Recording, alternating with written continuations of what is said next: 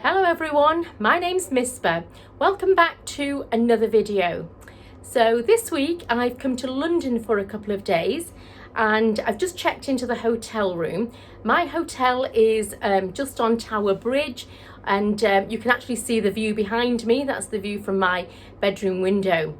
I'll show you a better view by putting it onto the back camera, and then I'm going to go outside and explore just my surrounding area and then go for a drink. And then this evening I'm going to Covent Garden to have dinner there. So I hope you enjoy this week's video.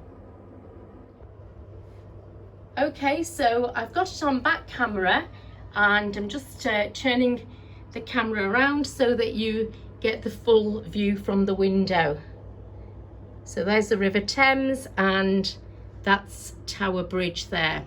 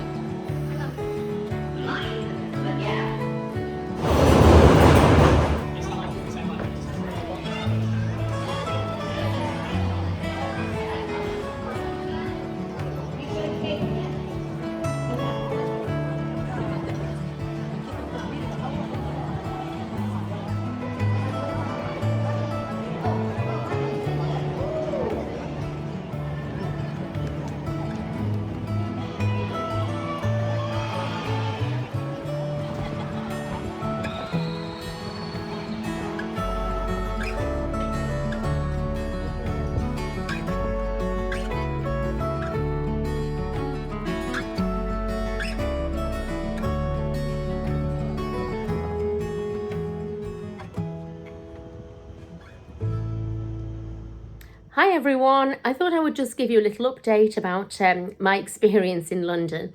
So I went to Covent Garden last night and it was really busy, very crowded, and it was difficult to actually do a lot of filming, but I've shared a few snippets with you.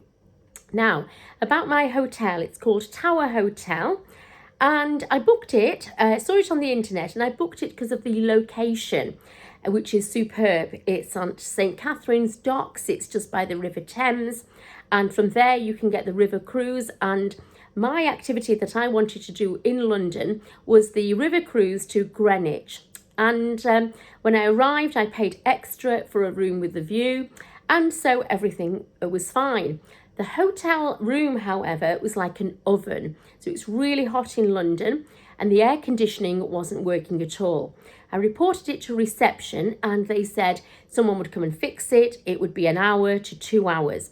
I went out for an little explore. When I came back, the room was still hot.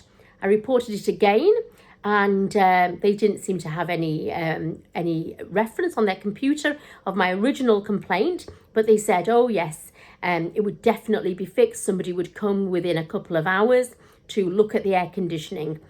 I went out for dinner, came back, nobody had been and they had no knowledge of it. So when I spoke to other guests, they said the same thing was happening to them. Their rooms were unbearable. They'd been promised a fan. No fan had been delivered. So it just seemed to be that the hotel lobby, they were very sympathetic and they were just fobbing you off. I decided to check out. So I asked for a refund and I went on the internet and booked another hotel nearby. So I took a taxi to the second hotel. I had my confirmation I'd booked through Trivago, which then took me to Expedia, and I had an email saying that I'd booked this other room. When I got to the second hotel, although they saw my confirmation and my booking, they said they had no rooms available. The hotel was full. So sometimes the internet will take your booking, but the hotel hasn't updated them and there are no rooms.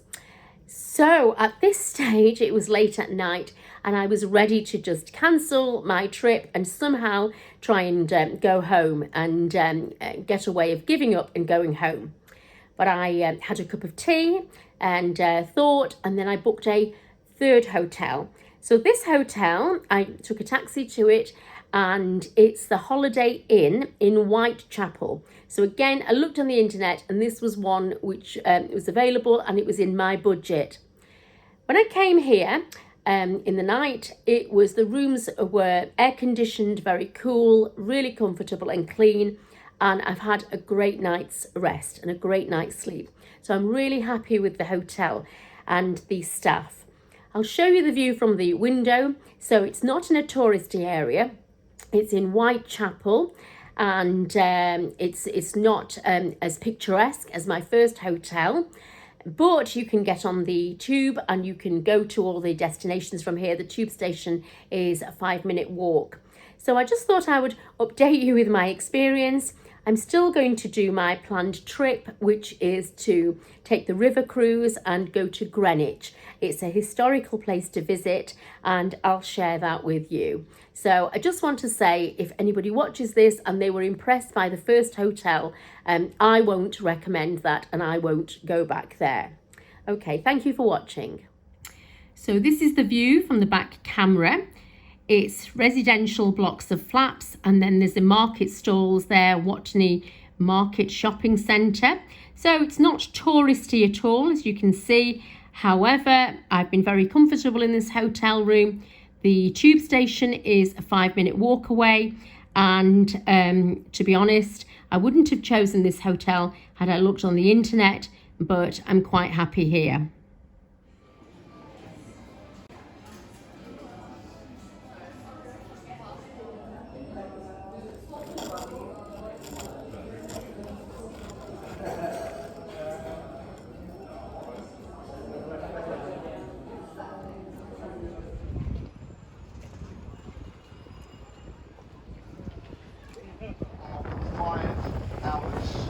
It goes out for 7 hours, and the rise and fall tide is between 5 and 8 metres here on the river.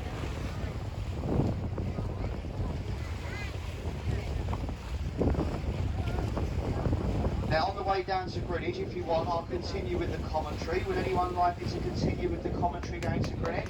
Yes! Okay. Now, Tower Bridge is insured with Lloyd's of London as a ship and not a bridge.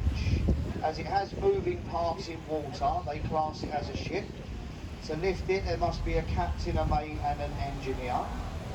As long as you give the bridge 24 hours notice, they lift it completely free.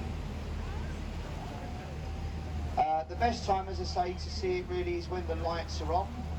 It did in fact have the lighting put on there for its 100th birthday, and it did cost more money to put the lights on it than it did to build it in the first place. So it does make it look really nice. On the right hand side we've got Butler's Wharf. This building is an old tea warehouse. Ships like the Cutty Sark, they moored here unloading tea. Today the buildings on the right are Riverside Apartments. They're very nice, they're very expensive.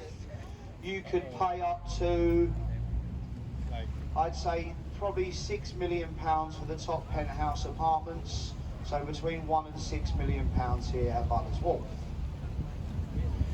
Along the lower floors there's restaurants and bars. Some very nice places to eat and drink along the riverside here at Butler's Wharf.